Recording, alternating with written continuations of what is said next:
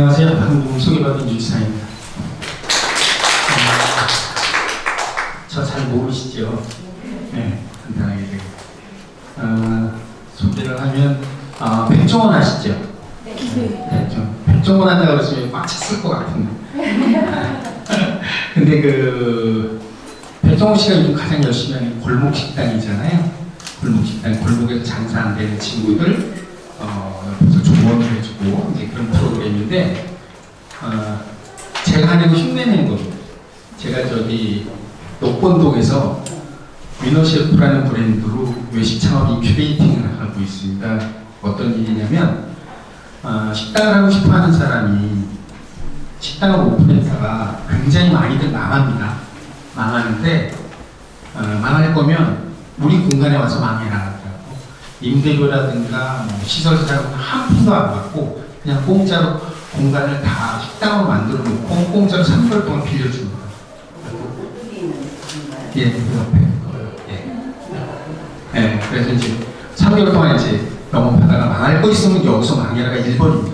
그 다음에 2번이 뭐냐면 나가서 창업을 할 거면 성공을 하고 싶으면 여기서 잘 다듬어가지고 나가서 성공을 해가라고 지금 한 3년째 진행을 하고 있는데요. 잘 되고 있는 친구들은 나가서 한 달에 한 3천 정도 되는 친구도 있고요. 많은 친구들이 나는 식당을 하면 안 되겠구나 그리고 접었습니다. 근데 그 식당을 하면 안 되겠구나 라고 접을 수 있게끔 제가 옆에서 말립니다. 하지마, 너는 하면 내가 봤을 때 몇 억은 까먹을 것 같아. 그래갖고 말려놓고 어디서 좀 더 공부를 하자 이렇게 얘기를 하는데 그런 프로그램 비슷한 게 이제 백종원의 골목식당 그렇게 돼 있죠. 그 다음에 제가 한식대첩 시즌 4 심사위원을 했는데 시즌 3 심사위원은 백종원이었습니다. 백종원이었는데 제가 밀어냈어요. 내가 해야 돼. 사실 그때 이제 막 백종원 씨가 잘 되면서 다른 데로 프로그램이 많다 보니까 이제 거기서 빠진 건데 제가 그렇게 표현을 합니다. 근데 저는 살다가 네이버 검색 순위 1번도 해봤거든요. 한식대첩에 나가니까 네이버에서 검색 순위 1위로 막 올라가고 그러고 난리가 났어요. 요새 응답도 막 나오고 그러지. 야, 뜨네 그러고 있었습니다. 근데 한 2회 정도 지나고 나니까 갑자기 우리나라에 저보다 더 중요한 사람이 생긴 거예요. 그게 누구냐면 최순실이에요. 사람 인생이 이렇게 되는구나. 근데 그게 프로그램이 원래 정규 방송이 8시 반에 시작이에요. 8시 반에 시작인데 그 시간이면 8시 정규 뉴스를 보다가 이제 재미없다 그러고 채널을 돌리기 시작하거든요. 그래서 잡힌 게 이제 한식대첩 이런 게 잡혀야 되는데 이게 코미디보다 너무 재밌으니까 채널을 안 돌리는 거예요. 한 3회서부터 시청률이 뚝 떨어지는 거예요. 그래갖고 굉장히 제가 손해봤습니다. 이렇게 사회적인 분위기가 나를 이렇게 또 괴롭힐 때도 있구나라고 생각을 하는데 어쨌든 저는 하고 있는 일이 먹거리 세상, 대한민국 먹거리 공간을 일조하고 그 다음에 먹는 게 즐거운 세상을 좀 만들어보자라고 생각해서 이런저런 일을 많이 했고요. 오늘 여러분들하고 나눌 이야기는 미래의 식당은 동네 사랑방이다 라는 얘기 가지고 여러분들하고 이야기를 한번 나눠보도록 하겠습니다. 제가 보통 이제 어디 가서 이 음식 관련돼서 강의를 하면 제일 먼저 하는 게 음식을 대하는 항상심, 한결같은 마음 그래가지고 중국 고사에 나오는 민의식이천이라는 게 있습니다. 백성에게 먹는 게 하늘이다 라고 얘기를 하는데 거기서 백성 빼고 그냥 먹는 건 하늘. 그리고 우리가 너무 먹거리가 풍족하다 보니까 먹거리에 대한 귀중함, 소중함을 너무 잊고 있는 것 같아가지고 우리가 꼭 먹거리에 대한 감사한 마음, 먹을 게 앞에 있으면 일단 감사한 마음을 갖자라는 얘기를 하고 시작을 합니다. 오늘 자료 만들다가 이제 빠졌는데 일단 우리가 먹는 거를 한번 어저께 먹은 밥과 오늘 먹은 밥의 차이를 한번 이제 생각을 해보자라는 개념에서 어제의 밥을 그렇게 했습니다.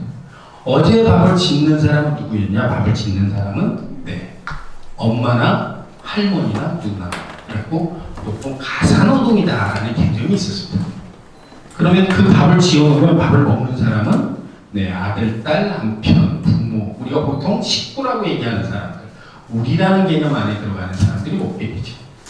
먹는 공간이 가정만 있는 게 아니라 밖으로 나가게 됩니다. 밖으로 나가게 되면 보통 외식을 하게 되는데, 외식을 할 때 그때 음식을 만들어주는 사람, 짓는이는 주방장, 어떻게 보면 근로자죠. 근로자. 먹는 사람은 손님입니다. 손님들은 대부분 이벤트로 먹게 됩니다. 이벤트로 먹게 되는 게 어제까지 여러분들이 먹던 밥이었습니다. 어제까지 먹던 밥이었는데 오늘의 밥, 오늘 여러분들이 드신 밥을 한번 생각을 해보세요. 드신 밥을 생각을 해보시면 밥 짓는 사람은 대부분 제가 그냥 챙겨서 먹어야 됩니다. 제가 챙겨서. 가사노동자가 내가 됩니다. 그리고 그 다음에 그걸 먹는 사람 역시 혼밥 혼술. 또 이 밥을 짓는 사람이 아까는 주방장에서 비쳤는데 배달 앱이나 아니면 공장이나 이런 근로자들이 만들어주는 이런 밥을 먹는 경우도 있습니다. 오띠밥, 우리 뭐 햇반, 네. 그 다음에 네, 보통 우리가 네, 그 밥을 먹는 사람들은 손님, 일상 뭐 이렇게 하죠. 한번 생각을 해보세요. 여러분들이 잘 생각을 해보시면 밥 먹는 게 굉장히 많이 달라졌습니다. 그죠? 제가 표현을 어제의 밥, 오늘의 밥이다 그러고 나눠놨는데 실질적으로 우리가 과거에 먹던 밥상과 현재 우리가 대하고 있는 밥상의 개념부터 무진장 달라졌습니다. 이 중간에 한번 어떤 게 있냐면 여러분들도 기억나실 거예요. 집밥. 그죠? 집밥이라는 게 있는데 이 집밥의 개념을 가만히 생각해보면 굉장히 웃겨요. 넌센스 같은 얘기인데 집에서 여기 이제 어머니들도 계신 것 같은데 딸이나 아들 깨우고 그냥 밥 먹어 그럼 전부 다 밥 안 먹어 그러고 다 도망가요. 그죠? 밥상 다 차려놨는데 먹지도 않고 그냥 뛰어나갑니다. 그러고 나가서 밖에 나가서 찾는 게 뭘 찾아요? 집밥을 찾아요. 정작 엄마가 해준 집밥은 안 먹고 밖에 나가서 집밥이라고 써놓은 음식점을 쫓아다니면서 집밥을 먹는 게 한때 유행이었습니다.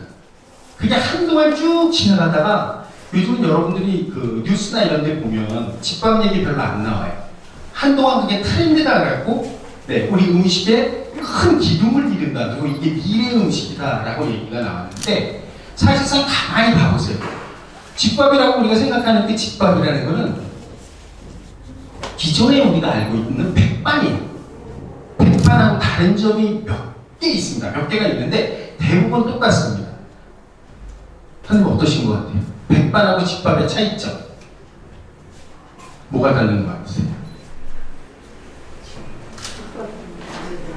네? 집밥은 네. 네. 아니 근데 집밥이라는 거를 내세운 음식점이 있거든요. 한동안 그 굉장히 인기였잖아요. 네. 네. 조미료. 네.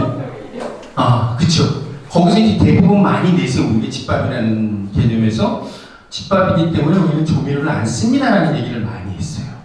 근데 실질적으로 엄마들이 집에서 음식할 때 조미료를 그렇게 안 쓰나요? 쓰죠. 엄마의 손맛은 MSG다. 그쵸? 정답입니다. 근데 식당에서는 그거를 명분으로 내세우는 거예요. 네. 근데 백반집은 어떠냐? 가만히 보면 조미료를 넉넉하게 쓰세요. 그죠? 항상 딱 먹으면 맛있어요. 가끔 내가 엄마의 손맛이 그리울 때는 저는 일부러 허름한 백반집을 찾아갑니다.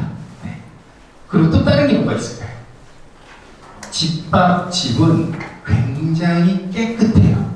인테리어라든가 뭐 이런 깨끗하고 그 다음에 재료를 관리하는 거라든가 이런 게 실질적으로 상당히 세심하게 해요.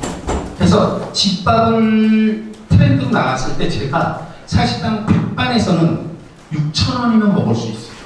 근데 집밥을 내세우는 음식점에 가면 최소한 10,000원을 내야 돼요. 근데 10,000원을 내는 게 너무 아깝잖아요. 우리가 일반적으로 똑같은 음식인데 그렇지만 주머니가 넉넉한 사람은 꼭 먹어주세요. 왜? 그게 우리의 미래입니다. 우리가 더 건강하고 좋은 음식을 먹을 수 있는 방향을 제시하는 거기 때문에 계속 먹어달라라고 얘기를 했는데 시간이 흐르고 보니까 어때요? 네, 그거에 대해서 별 가치를 못 느끼는 거예요. 그래서 요즘 집밥이라는 걸 내세우면서 하는 음식점들은 거의 사라졌습니다. 사라졌고 안타까운 부분인데, 그래갖고 백반이 그냥 이제 존재하는 그런 스타일이 됐습니다. 이렇게 밥 먹는 게 확 어제하고 오늘하고 달라지는 가장 중요한 포인트가 있습니다. 가장 중요한 포인트가 있는데 어떤 게 그 포인트가 될 것 같아요? 우리 이 음식이라는 문화는 단순하게 먹는 거 하나 가지고 해결이 되는 게 아니에요. 우리 음식이 어제 음식과 오늘의 밥의 차이에 그 시점을 어디에 둘 거냐라는 부분인데, 우리 한식, 그럼 특히 한식 얘기인데, 한식 그러면 한식은 무슨 맛이라고 얘기를 하죠? 네. 손맛. 네, 손맛이랍니다. 엄마의 손맛. 손맛에서 한 단계 더 나가면 한식은 장맛이다. 그죠? 네. 한식은 장맛이라고. 뭐 곁들여서 말씀드리면 뭐 중식은 불맛이다고 얘기를 해요. 맞아요. 네, 일식은 뭐 눈으로 보는 맛이다, 뭐 칼맛이다, 뭐 이렇게 얘기를 하죠. 그리고 근데 한식은 가장 자신 있게 얘기할 수 있는 게 장맛입니다. 그래서. 근데 과연 우리의 지금 한식의 맛이 장맛이냐라고 한번 생각을 해보세요. 음식 했을 때 장은 어떤 걸 쓰세요? 네. 네. 그치요, 맞습니다. 그러니까 한식은 샘표 맛이다. 한식은 청정원 맛이다. 이렇게 됐어요. 우리의 장독이 사라졌습니다. 굉장히 센세이션한 사건이거든요. 거기에 중심에 뭐가 있냐면 아파트예요. 1970년대를 기점으로 해갖고 우후죽순으로 단독주택이나 이런 걸 다 허물어버리고 아파트가 들어서기 시작합니다. 그 아파트로 바뀌면서 제일 먼저 진행이 된 게 뭐예요? 장독이 다 없어졌습니다.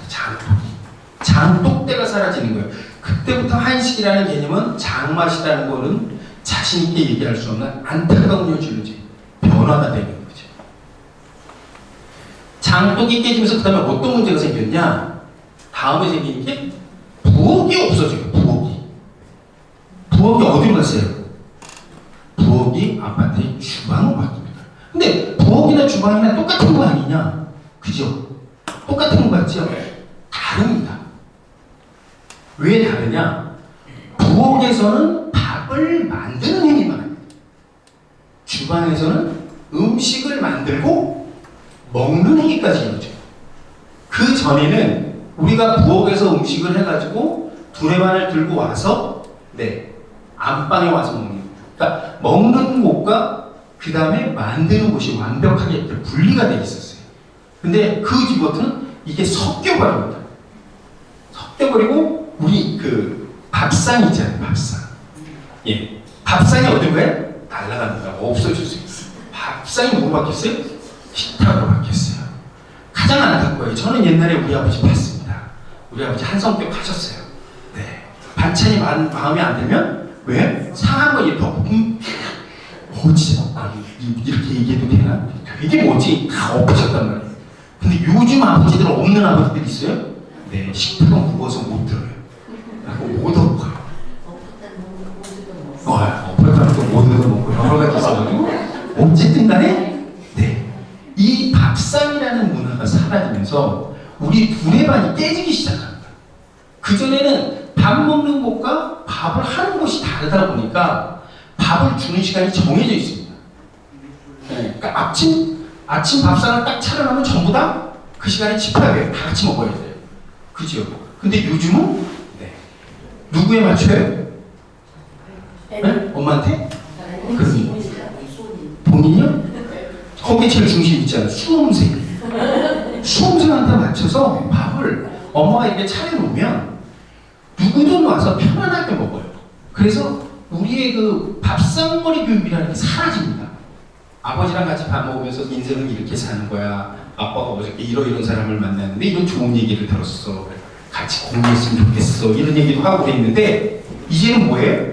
각자 흩어져서 먹다 보니까 그런 기회가 없어요. 밥상머리가 밥상머리 교육이 깨져버린다.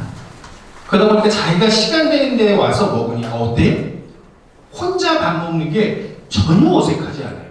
예전에는 굉장히 어색했어요. 여러분들도 그러실 거예요. 아마 이게 조금 나이 드신 분들은 지금도 어디 가서 밥 먹으면 나 혼자 못가. 그죠? 그래갖고 사돈의 팔촌이라도 전화해갖고 밥 먹자고 손잡고 꼭 가거든요. 근데 요즘 식당에 가서 보시면 많은 부분들이 4인 테이블이 아니라 2인 테이블로 이렇게 구성을 많이 합니다. 근데 2인 테이블로 구성하는 이유가 두 사람이 와서 드세요. 이 개념이 아니에요. 혼자 오는 사람을 반으로 잘라낸 거거든요. 4인 테이블에 다 앉아버리면 4명이 앉을 공간을 한 사람이 차지하기 때문에 2명 공간으로 만드는 걸 한 사람이 차지하는 건 용서할 수 있어. 그 혼술 때문에 2인용 식탁이 많이 만들어진 거거든요. 그렇게 음식이라는 자체가 먹는 거라는 건 굉장히 빠르게 번졌고 단순하게 먹는 행위로 인해서 이런 변화가 아니라 주변 환경에 의해서 엄청나게 변화가 된다. 저는 가장 안타까운 부분이 그런 부분이에요. 이 집이라는 공간이 그전에는 서로 나누고 따뜻함이 있고 쉬는 곳이었던 개념이 아파트가 만들어지면서 특이한 현상이 집이라는 거는 쉬는 곳이 아니라 사는 곳이에요. 그러니까 그전에는 사람이 사는 공간이었는데 그 다음에 아파트라는 공간은 팔고 사는 뭐가 돼요? 부동산으로 바뀌어요. 네. 그래서 정작 집에서 그 해야 될 역할들을 제대로 못하고 있는데 제가 이렇게 말씀을 드리는 게 혹시 여러분 주변에 무슨 연구를 하거나 이런 분들 계시면 아파트 문화가 우리 실생활을 어떻게 참 나쁘게 바꿔놨는가라는 거를 주제로 연구를 하면 참 좋은 논문거리가 많이 나올 거다라는 생각을 곁들여갖고 말씀을 드립니다. 먹는 거 넘어가고요. 자, 요리 얘기부터 한번 정리를 해볼게요. 요리하고 외식의 개념이 엄청나게 달라졌습니다. 요리의 주체가 지금 아까 두 개를 갈라서 말씀을 드렸지만 어제는 주부가 요리의 주체가 됐습니다. 근데 요즘 주부들은 음식을 해요, 안 해요? 해요. 네. 아직까지 하시는 분들 계십니다. 그런데 대부분 음식을 한다라는 게 예전에 가지고 있던 부담에 비해서 봤을 때는 절반도 안 돼요. 네. 예전에는 우리 어머니들이 어디 여행을 떠나면 곰국이라도 끓여놓고 갔어요. 네. 요즘 어머니들은 어떻게 해요? 아니요. 마트 가서 곰국을 사다 놓고 가면 돼요. 그러니까 냉동실에다 몇 개 집어넣고 가면 돼요. 굉장히 달라졌습니다. 그럴 정도로 그 요리를 하는, 예를 들어서 사람이 단순히 주부가 아닌 주방장이나 공장 이런 식으로 바뀐다. 그 다음에 요리에 나름대로 객체, 먹는 사람들은 누구냐? 식구가 아닌 대부분의 손님이라고 표현을 했는데 손님보다는 소비자입니다. 수익이 발생될 수 있는 대상으로 바뀌어 있어요. 그렇게 바뀌고 한편으로 이제 요리는 더 이상의 가사노동이 아니다. 가사노동이 아닙니다. 요리는 어떻게 바뀌었냐면 우리 그 광고에 보면 나오죠. 일요일은 아빠가 짜파게티 요리사가 됩니다. 그래서 이벤트가 됩니다. 예전에는 저가 어릴 때만 해도 갑자기 아버지가 야 외식하자 그러면 와 그럼 박수치고 난리가 납니다. 야 세상 이렇게 즐거운 일이 막 그래요. 그래서 그냥 무조건 아버지 뒤를 따라갑니다. 그때 아버지가 어디를 가세요? 중국집 아닙니다. 그렇게 아빠는 천박하게 얘기 안 합니다. 오랜만에 내가 쏘는 중국집 아닙니다. 청요리 먹으러 가자. 그래서 가서 먹는 게 뭐예요? 짜장면 또 탕수육. 그거 먹는데 청요리 먹으러 간다고 폼 되게 했습니다.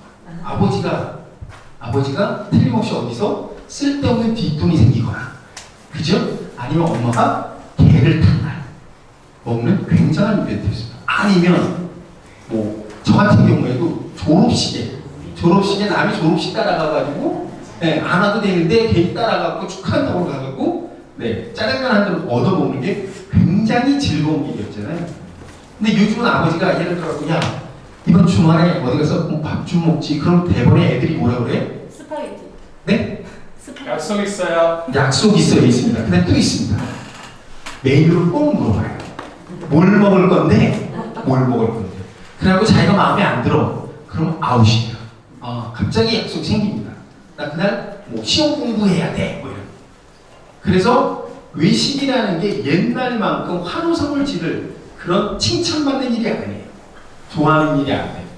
대신에 야 이번 주말에 아빠가 파스타를 한번 하려고 그러는데 집합. 그럼 다 집합입니다. 상당히 즐거운 일로 이벤트로 바뀌었거든요. 근데 예전에는 뭐 음식을 한다 그러면 대부분 우리 어머니들이 굉장히 하면서 왜 가사노동을 아내인 내가 다 책임을 져야 돼? 요즘은 장가 가려면 기본이 뭐예요? 요리. 네, 요리학원 다녔다라는 증명서를 가지고 그럴 정도로 네, 굉장히 세상이 바뀌었습니다. 자, 외식은 이제 더 이상 이벤트가 아닌 일상이다. 그리고 저는 이제 이름을 외식이다라고 하진 말고 그냥 아예 내식, 사 먹는 거로 정리를 해야 되지 않나라고 생각을 합니다. 그 다음에 외식이라는 자체가 어떤 즐거움보다는 그냥 끼니 때우기의 연장선이다. 그러면 식당에 오는 사람은 거기에 어떤 외식의 즐거움 이벤트 개념보다는 그냥 내가 먹을 수 있는 소비자로서의 어떤 일반적인 형태를 그대로 담아서 식당 고르고 메뉴 정하는 게 끝이다. 이렇게 굉장히 변화가 생겼습니다. 이 주부하고 주방장이라는 이 큰 카테고리에 있으니까 요리와 외식 사이에 엉거주춤하게 빠져있는 빈틈이 있습니다. 틈새 시장이다라고 얘기할 수 있는데 그 틈새에 뭐가 있냐 여러분들 아세요? HMI 그 다음에 편의점 도시락 배달의 요 세 개가 굉장합니다. 네. 지금 보시면 마켓컬리 이용하시는 분 네. 정말 훌륭하십니다. 저는 요즘 한편으로 참 이 배달앱도 걱정하고 마켓컬리나 새벽 배송을 굉장히 걱정을 하는데 여러분들이 이렇게 다니시면서 보실 거예요. 배달앱이 막 활성화가 되고 이러다 보니까 저녁 시간이나 점심 시간 되면 오토바이들이 정말 위험하게 달려요. 근데 꼭 저걸 저렇게 배달을 해서 먹어야 될까? 내 아들이 만약에 저런 식으로 배달을 하고 다니고 이런다 그러면 저 시장은 그냥 없었으면 좋겠다라는 생각이 들 정도로 저는 안타깝거든요. 또 새벽에 여러분들 한번 가보세요. 새벽 배송하는데 요즘 이것도 하나의 산업으로 이제 발전을 하고 있는데 예전에는 전혀 급하지 않은 것들이에요. 장복이 일주일 전에 장가놔도 되는데 그거를 전날 예를 들어 밤 11시에 주문을 하면 다음날 새벽에 당신 문 앞에 식재료가 와 있습니다. 그래서 과연 음식을 저렇게까지 신선한 걸 먹어야 될까? 라는 생각이 드는데 그들은 또 밤에 그 심야에 미친 듯이 운전을 해요. 굉장히 안타까운 부분인데 어쨌든 그런 게 우리의 어떤 큰 시장으로서 자리를 잡습니다. 그게 지금 그 배달앱, 배달의 민족, 요기요 엄청나게 잘 되고 있죠. 그 다음에 가정가구 펜시라는 HMR. 그 다음에 이제 우리 보시면요 편의점에 가면 편의점 음식 도시락 사서 드신 분, 네 드시죠. 어떠세요? 일단 평가 한번 들어보겠습니다. 음식 먹을만하세요? 먹을만하진 않지요. 네, 그렇죠. 또 밥하기 싫을 때는 그거 한 개 먹겠다고 사다 달라면 고맙죠. 가성비로 봤을 때는 굉장히 뛰어나죠.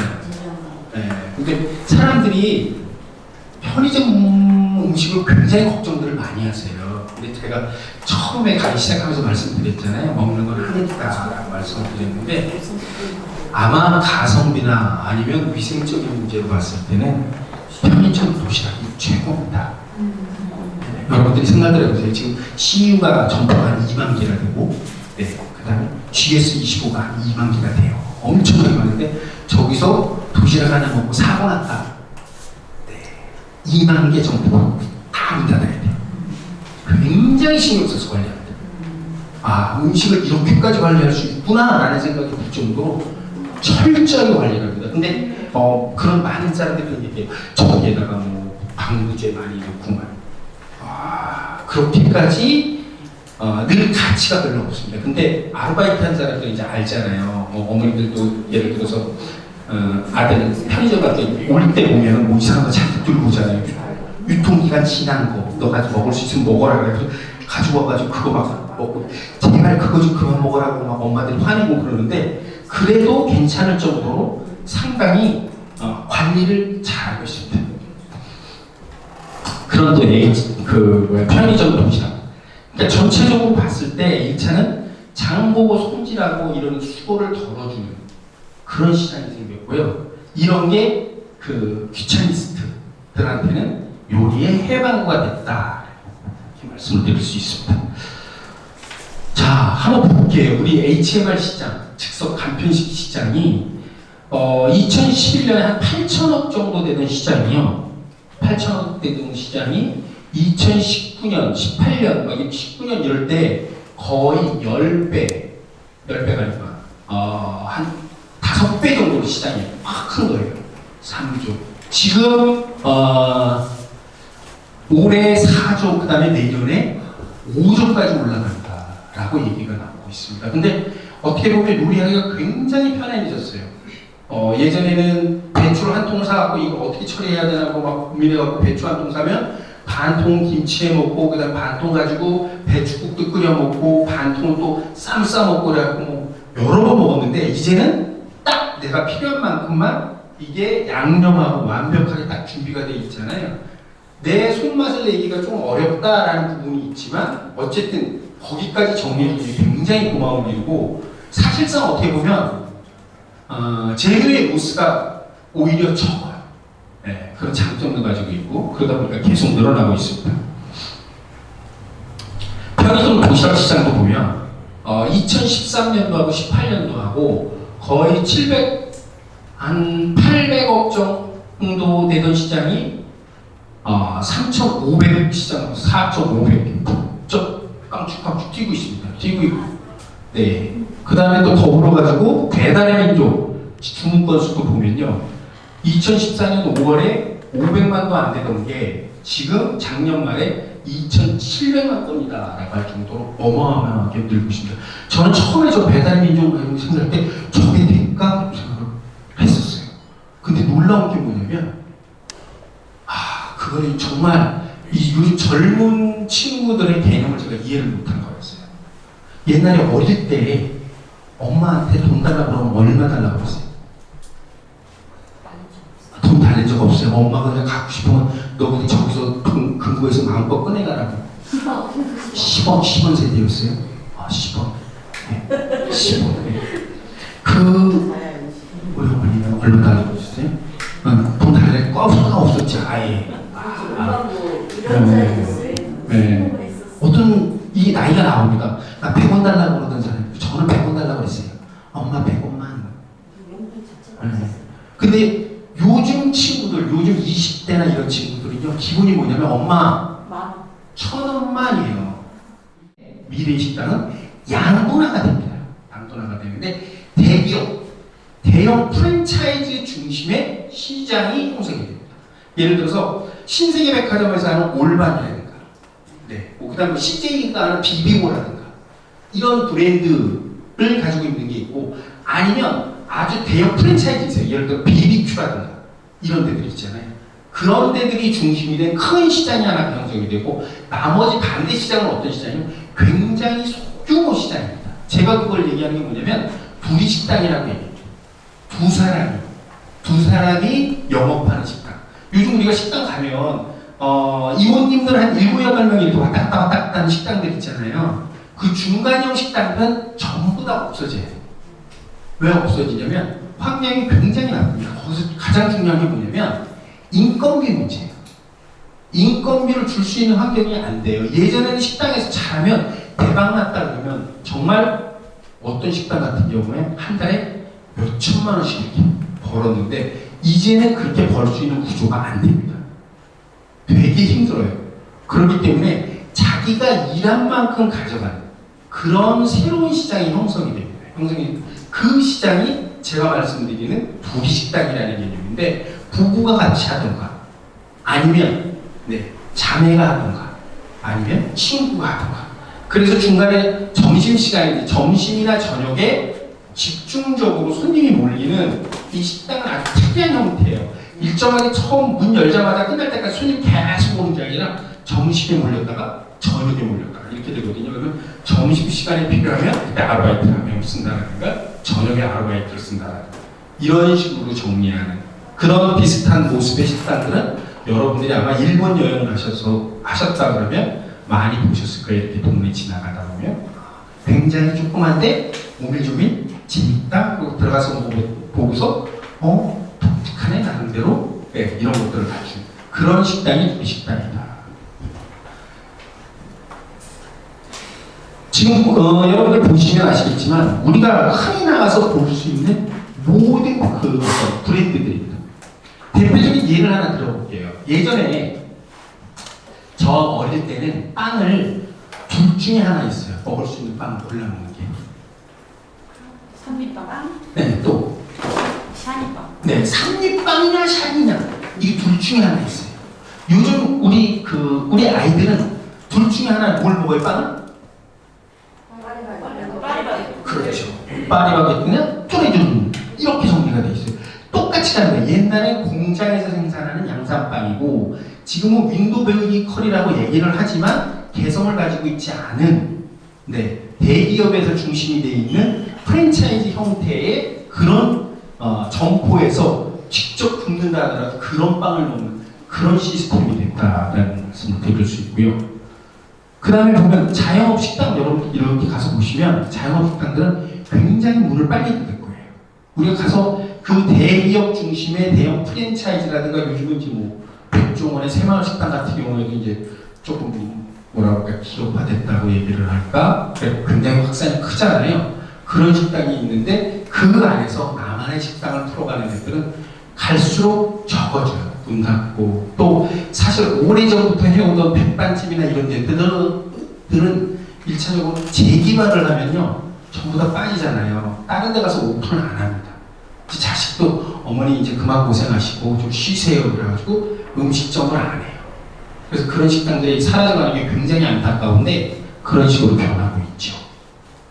자, 그럼 두리식당은 어떤 식으로? 두리식당이라는 게 제가 어떻게 보면 지금 미래의 식당은 여러분들한테 말씀드리는 게 동네 사랑방이 돼야 된다, 마을 사랑방이 돼야 된다라고 말씀드리는 거하고 똑같은 건데 마을 속 식당은 이제 거듭나야 됩니다. 아까 앞에서 말씀드린 대로 엄마의 역할이 없어졌어요. 엄마가 음식에 해주는 역할을 누구한테 넘겼어요?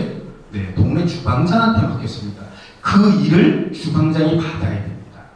받아가지고 저는 그런 식당들이 예를 들어 여기 평창동이다. 그럼 내가 움직일 수 있는 거리에 걸어서 5분짜리, 걸어서 15분짜리, 10분짜리 이렇게 해서 한 5군데만 내가 단골로 돼 있는 게 있으면 언제든지 내가 먹고 싶은 메뉴를 찾아서 밖에 나가서 먹을 수 있습니다.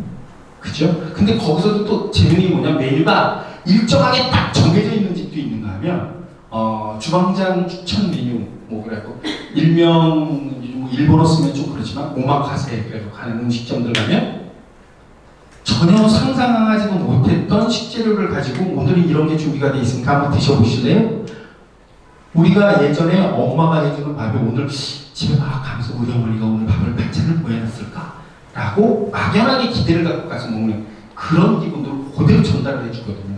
그런 역할을 해줘야 된다. 그리고 단순히 밥만 파는 게 아니라 이렇게 테이블이 한 4개, 5개 정도 있다 보면 단골 손님들은 다 알게 돼요. 아, 선생님 오늘 그 헤어스타일이 바뀌셨네요. 심지어는 염색하고 오셨네. 뭐 이런 여러 가지 얘기를 하면서 저 사람이 나한테 저런 관심을 가지고 있구나.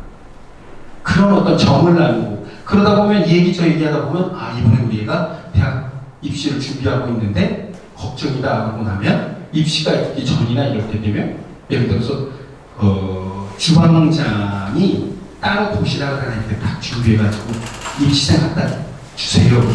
얼마나 아름다워요. 이런 스타일의 식당들로 변화가 돼야 된다라는 거예요. 그런 식당에 가서 먹으면 엄마의 집밥이라는 개념보다 훨씬 뛰어난 전문성을 가진 더 맛있는 음식을 먹을 수가 있습니다. 그래서 그런 식당은 굉장히 많이 바뀌어야 된다. 자, 그러면 그 식당을 이용하는 사람들은 어떤 관계가 돼야 돼? 그냥 단순하게 이거를 내가 돈을 내고 그거에 대해서 대가로 음식을 받아서 먹는다라는 개념은 이제 넘어가야 됩니다. 그런 개념이 아니라 그렇게 식당 주인이 우리 아들을 위해서 도시락을 준비해 놓으면 받으면 그 다음 뭐예요? 갚아야 될 거 아니에요. 단순히 가서 많이 먹어주는 게 아니라 예를 들어서 가다 보니까 뭐 인형이 너무너무 이쁜 게 있어요. 해외에 갔는데 그럼 이 인형 하나 사다가 네 여기 식당에다가 벽에다 올려놓으면 굉장히 이쁠 것 같아요. 선물을 하나 하는 거예요. 서로 주고받으면서 빚을 나누는 관계가 됩니다. 빚을. 우리가 빚이라는 건 별로 안 좋은 것 같지만 적당히 서로 빚을 나누는 게 사회가 아주 원활하게 돌아가는데 굉장히 중요하잖아요. 그런 역할을 같이 할 수 있다. 그래갖고 손님 대접해달라고 아우성 지르지 말고 그냥 밥 차려서 고맙습니다라고 먹는 그런 주민들이 돼야 될 것 같고 식당 주인은 엄마의 품 같은 공간을 제공을 하면서 그 사람의 마음을 이렇게 다독거리면서 마음의 허기를 달래주는 그런 역할을 하는 식당으로 바뀌어야 된다라고 말씀을 드릴 수 있겠습니다. 제가 지금 하고 있는 그 위너셰프라는 브랜드가 바로 여기인데요. 네, 여기 녹본동에 5개 코너로 된 푸드코트입니다. 3개월 동안 무료로 사용할 수가 있는데 이거를 하게 된 그 가장 근본적인 이유는 아까 말씀드린 대로 망할 거면 여기 와서 망해라 라고 말씀을 드렸는데 이 위너셰프에서 가장 중요한 제 나름대로 가치는 첫째가 뭐냐면 네, 아침에 일어나서 당당하게 일하러 나갈 수 있는 공간이 있다는 것을 공간을 만들자.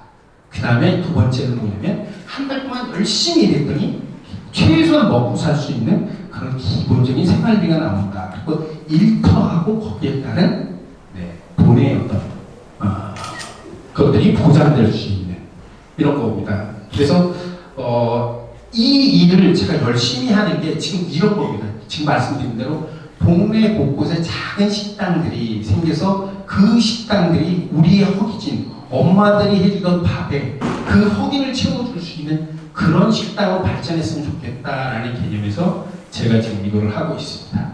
이런 식으로 진행을 하고 있고요. 여러분들은 어쨌든 이 마을 주민, 그 다음에 자문박이라는 어떤 큰 카테고리 내에서 이런 문화가 좀 빨리 진행이 돼갖고 전부 다 많은 사람들이 우리 동네는 식당이라는 개념이 이런 개념이야. 같이 이렇게 서로 마음을 나눌 수 있는 것들이 깔려있는 그런 음식점이다. 맛있어. 우리 동네는 맛집이 많아. 이런 게 아니라 그냥 가면은 따뜻하고 포근해. 라는 식당이 많이 동네를 중심으로 해서 확산이 됐으면 좋겠다라는 생각을 하면서 저는 오늘 준비한 이야기는 여기 정도로 마치고요. 혹시 여러분들이 궁금한 사항이 있거나 이러면 제가 답하도록 하겠습니다. 궁금하신 거는 어떤 거든 괜찮습니다. 먹는 거에 관해서는. 자문방의 음식점을요. 네. 이렇게 지금 종류라고 해야 될지 뭘 해야 될지는 잘 모르겠는데 네. 그렇게 하고 이렇게 좀 그룹핑을 좀 해가지고 네. 그분들끼리도 교환을 하고 네. 거기에서 일어나는 시너지를 그 주민들하고 나누고 뭐 이런 어떤 시도를 좀 해봤으면 좋겠는데 네. 어떻게 나누는 게 좋을지가 지금 계속 지금 관건이거든요. 그러니까 이 지역의 특성이 가만히 보면 상당히 상류층이 있고 그 다음에 좀 어려움층이 있고 이런 부분이 있잖아요. 이 포방터도 여기로 들어가죠. 이 동네에. 네? 포방터. 아니 거기는 부가 여기 종로구만. 네. 네. 근데 홍제동 쪽이고 포방터까지는 안 가고. 근데 일단 여기는 가지고 있는 제 나름대로 장점이 뭐냐면 하이 퀄리티를 가지고 있어요. 굉장히 기본적으로. 예를 들어서 갤러리도 있고, 그러니까 문화적인 측면인데 음식적으로 접근을 하면 예를 들어서 지금 여기 가나 같은 데도 좋은 레스토랑을 가지고 있잖아요. 가지고 있고 또 저기도 어디예요? 자무 나오자마자 왼쪽에 있는 석파랑이라든가 이런 데는 그러니까 이제 그런 여러 가지 문화를 가지고 있기 때문에 그거로 어떤 카테고리를 하나 만들고요. 그 다음에 일반인들이 편안하게 접근할 수 있는 부분들을 다시 묶어갖고 좀 정리를 해주면 굉장히 도움이 되지 않을까라고 생각을 합니다. 네. 네. 저는 여기 전 이 동네 주민인데요. 네. 제 친구들이 이제 강남에서 여기 오라고 그러면 네. 거기는 뭐 갤러리도 많고 뭐 풍치도 좋고 다 좋은데 네. 밥 먹을 때는 무암동 좀 나와야 되는 거 아닌가? 뭐 네. 이렇게 계속 밥 먹을 때 좀 마땅하지 않잖아. 네. 이런 얘기를 하시거든요. 네. 그렇다고 뭐 모든 사람들이 파스타 이런 거만 좋아하는 건 아닌데 그렇죠. 네. 저희 집에도 무슬림 오시면 네. 그냥 북악정 가는 거거든요. 네. 그냥 별 선택지가 없어가지고. 네. 그래서 어떻게 보면은 음식이랑 문화랑 이렇게 붙어 있는데 네. 갤러리가 아무리 좋다 해도 네. 이렇게 퀴즈니 좀 좋은 게 네. 고급스러운 것도 중요하지만 네. 아무리 부자라도 적당한 가격에 맛있는 거 가성비가. 먹어야 되는데 네. 그런 점에서 되게 점수가 낮지 않나 장르가. 그게 이제 일단 생각을 해보세요. 우리가 자 놀러 갈 때 이제 강남에서 우리가 이 강북으로 넘어오려면 제일 먼저 생각하는 게 뭐예요?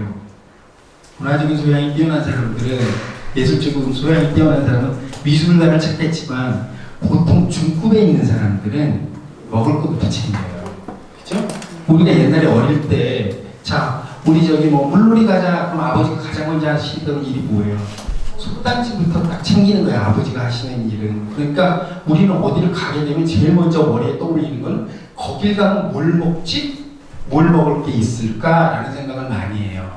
근데 여기는 지금 어떻게 보면 말씀하신 대로 딱딱딱딱 떠올리는 게 지금 정리가 안 돼 있어요. 근데 실질적으로 사시는 분들에는 느껴요. 이 정도 음식은 굉장히 나름대로 경쟁력이 있는데 그리고 어떤 부분이 있냐면 또 거꾸로 자기가 가진 거는 굉장히 천시해요.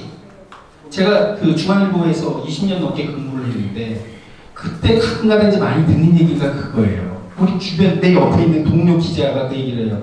야, 밥 먹으러 가야 되는데 어디 가야 돼? 뭐 누가 온다고 그러잖아. 야, 여기 오지 마. 먹을 거 없어. 근데 저는 시청 근처에 먹을 곳이 굉장히 많아요. 그 사람이 어떤 취향이냐 이거 맞추기만 하면 돼요. 대한민국에서 최고 맛있는 김치찌개 집이 바로 중앙일보 건너편에 있습니다. 그 고가 밑에 보면 장호왕 원래 곱창이에요. 곱창을 팔던 집인데 그 집이 김치찌개 집으로 바뀌었는데 그 집 가서 김치찌개를 먹으면 저는 그 집 김치찌개가 대한민국 최고라고 생각을 하거든요. 근데 거기 또 특이한 게 뭐냐면 잘라라는 게 있어갖고 소 내장을 삶은 게 있어요. 그걸 가지고 김치찌개가 끓는 동안 뚜껑 위에다가 요만한 접시에 나오는데 그게 지금 한 접시 6,000원, 7,000원 할 거예요. 그거 딱 시켜 먹고 소주 한 병 시켜. 3명이서 소주 한 병 딱 먹는 사이에 김치찌개가 기가 막히게 있습니다. 그렇게 그런 얘기하면서 같이 먹으면 거기가 또 이게 좁아갖고요. 사람 겨울철에는요 안에다가 추우니까 다 들어오세요. 그래가지고 서서 여기서 먹고 있는데 여기 서서 이렇게 보고서 제 입만 따서 숟가락 따서 정말 이렇게 고개 막고 먹어야 돼요. 그럴 정도의 식당도 있고 그 옆에 가면 강서면이나 이런 데 냉면 좋은 집도 있고 남간이라고 해갖고 고기 좋은 집도 있고 또 한성이라고 그래갖고 또 곱창전골 잘 끓이는 집도 있고 청송옥이라고 그래갖고 또 국밥 잘하는 집도 있고 굉장히 선택의 폭이 넓습니다. 그런데 정작 그 안에 있는 우리 동료는 여기 오면 먹을 게 없다라고 얘기를 해요. 근데 여러분들이 애정을 가지고 동네에서 잘 보면 좋은 식당들이 많이 있어요. 그래서 뭘 해야 되냐면 제일 중요한 포인트는 여기서 스타를 키워야 됩니다. 네. 스타가 하나가 만들어지면 그 한 사람만 먹고 사는 게 아니라 주변이 같이 먹고 살아요. 식당이 어느 동네에 누구 하나 식당이 잘 된다 그러잖아요. 그럼 거기에 줄을 서기 시작하면 그 동네에 사람이 모입니다. 사람이 모이면 어떻게 모이니? 저같이 성질 별로 안 좋은 친구들은 줄 서기 싫어서 옆집 가서 먹습니다. 자연스럽게 그 그 동네의 어떤 상권이 음식점 하나 때문에 만들어져요. 그래서 여러분들이 애정을 가지고 스타를 키워줘요. 제일 중요한 건 애정을 가지고 스타를 만들어주고 그거를 누구보다도 저희가 자랑하라고 해줘야 돼요. 제가 가끔가다 이제 뭐 지방 같은 데 가면 예를 들어서 전주 그런 뭐 콩나물국밥, 그다음 비빔밥, 뭐 한정식, 그다음 요즘 뭐 막걸리 무한 리필로 먹고 이런 것들이 있잖아요. 그거 막 자랑을 해요. 근데 여러분들이 당장 생각해 보시면 평창 그러면 먹을 게 없어요. 떠오르는 게 없어요. 네, 그러면 대전 그래도 뭐 없다고 막 난리를 치고 있어요. 근데 가서 보면 먹을 거 되게 많아요. 되게 많은데 뭐냐? 스타를 안 키워주는 거예요. 누군가가 이 집이 스타예요 라고 얘기를 하면 옆에서 계속 왜 걔만 스타야? 이런 게 기본적으로 깔리는데 이 친구가 스타라는 거를 만들어주는데 예를 들어서 민간단체나 아니면 지자체나 스타를 하나 만들어야 돼. 만들면 그거 만들다 보면 온갖 화살이 막 날라옵니다. 근데 자기가 정말 정상적으로 자기 개인적인 욕심을 안 부리고 공정하게 평가를 해가지고 스타를 만들어 놓으면 누구한테 야단받을 필요가 없어요. 사심만 안 들어가는 그런 마음으로 풀어내면 제가 봤을 때는 여기 평창동이나 이 일대에 정말 음식이라는 게 꼭 음식만 먹어가지고 행복한 게 아니에요. 맛있는 음식이라는 게 여러분들 그 맛있다라는 게 개념이 굉장히 웃겨요. 어떤 거냐면 맛있는 건 귀해야 돼요. 귀해야 되는데 이게 흔해지잖아요. 흔해지면 맛있는 게 똥이 돼요. 그 대표적인 게 뭔지 아세요? 설탕이에요. 옛날에 설탕이 처음에 나왔을 때는 설탕은 약이었어요. 굉장히 귀했어요. 우리가 여기 계신 분도 지금 잊어버리셨을지도 모르는데 잘 기억해 보시면 옛날에 명절 선물 중에서 설탕이 2위였어요. 1위가 뭐였냐? 소갈비짝이었어요. 갈비를 사모님, 우리 사장님이 보내셨는데요. 명절 잘 세요. 그냥 소 한 짝을 딱 저기 아버지는 정말 잘 나가시나 보다. 방구를 세게 끼시네. 이런 걸 확인할 수 있었어요. 그 다음에 선물로 집에 많이 들어오던 게 누런 포대 안에 들어있던 백설표 설탕이었습니다. 예. 근데 요즘 명절이라고 해갖고 사모님 저 이거 설탕 한 포대 가져왔습니다. 그럼 어떻게 해? 딱이 맞아요.